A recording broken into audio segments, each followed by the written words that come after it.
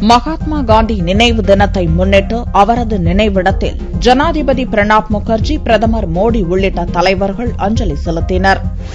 தேசத்தந்தை மகாத்மா காந்தியின் 67வது நினைவு தினம் நாடு முழுவதும் வெள்ளியன்று அனுசரிக்கப்பட்டது. இதையொட்டி டெல்லி ராஜ்காட்டில் உள்ள அவரது நினைவிடத்தில் ஜனாதிபதி பிரணாப் முகர்ஜி மலர் வளையம் வைத்து அஞ்சலி செலுத்தினார். அவரைத் தொடர்ந்து துணை ஜனாதிபதி ஹமீத் அன்சாரி, பிரதமர் நரேந்திர மோடி ஆகியோரும் மலர் அஞ்சலி செலுத்தினர். நாட்டின் முப்படை தளபதிகளும் தேசப்பிதாவுக்கு மலர் வளையம் வைத்து அஞ்சலி செலுத்தினர். மத்திய அமைச்சர்கள் மனோகர் பாரிக்கர், வெங்கையா நாயுடு, காங்கிரஸ் தலைவர் சோனியா, முன்னாள் பிரதமர் மன்மோகன் சிங் உள்ளிட்ட ஏராளமான தலைவர்கள் அஞ்சலி செலுத்தினர். அதைத் தொடர்ந்து நினைவிட வளாகத்தில் காந்தியை போற்றும் வகையில் தேசபக்தி பாடல்களும் இசைக்கப்பட்டன. பள்ளிக் குழந்தைகளும் நினைவு தின நிகழ்ச்சியில் பங்கேற்றனர்.